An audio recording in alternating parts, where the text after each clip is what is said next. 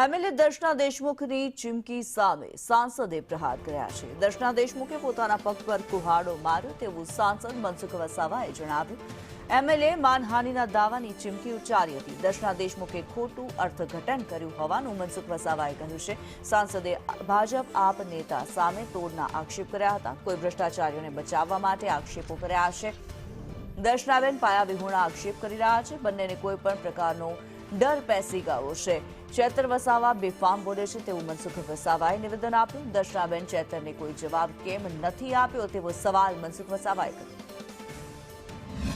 પણ આ પ્રકારનો જે નર્મદા જિલ્લાની અંદર એક બધાને મિલીભગતથી એ પ્રકારનો એક ભ્રષ્ટાચાર ચાલે છે, તોડ પાણી ખાય છે, એ મારે અટકાવવું છે। મારા સિવાય કોઈ બોલતું નથી, એટલે એ જે નથી બોલતા એ લોકો બીજા એકબીજા સાથે મળેલા છે, તાર અડેલા છે। અને બીજું કે આટલો મોટો ભ્રષ્ટાચાર થતો હોય તો કોઈને કોઈ ખબર કેમ ના પડે? અને મેં તપાસ કર્યું છે।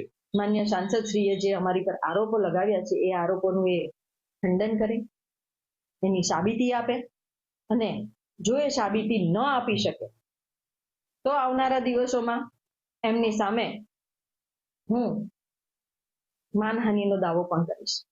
જો તમે એ પુરવાર નથી કરતા તો તમને કોઈ અધિકાર નથી, તમને કોઈ બોલવાનો એવો અધિકાર નથી કે હું ભ્રષ્ટાચારી છું। અગર જો તમારી પાસે સાબિતી છે તો લાવો અને મૂકો। નર્મદા જિલ્લાના ભાજપના જ બે નેતાઓ આમને સામે આવ્યા છે। જે વિવાદ જે છે તે ચરમસીમાએ પહોંચ્યો છે, ત્યારે જે સાંસદે મનસુખ વસાવા દ્વારા જે આક્ષેપો કરવામાં આવ્યા હતા તે આક્ષેપોને લઈને દર્શનાબેન દેશમુખ છે તેઓ દ્વારા માનહાનિનો દાવો કરવાની તૈયારી દર્શાવી છે। પત્રકાર પરિષદ જે મેં યોજી હતી એને લઈને એ પત્રકાર પરિષદમાં જે મેં વાતો મૂકી છે એને લઈને મારા પર બદનક્ષીનો દાવો મૂકવાની વાત કરે છે, તો બેન બદનક્ષીનો દાવો મૂકવાના તૈયાર હોય તો મૂકી શકો, મને કોઈ વાંધો નથી, હું સામનો કરીશ। આજ આમ આદમી પાર્ટીના નેતાઓએ 2 દિવસ પછી આ વિભાગના અધિકારીઓ પાસે, કેટલાક બિલ્ડરો પાસે 75 લાખની માંગણી કરી। 75 લાખની માંગણી કરીને આ જે વાત જિલ્લાના બધા અધિકારીઓને ખબર પડી, જિલ્લાના અધિકારીઓ અમારું ધ્યાન દોર્યું, મેં સ્પષ્ટ ના પાડી કે કોઈને પણ 1 પણ રૂપિયા આપવો નહીં। તો બેનને આ બધી જ વાતની ખબર છે, તો બેન ઇરાદાપૂર્વક આ પ્રશ્નને ડાયવર્ટ કરવા માંગે છે।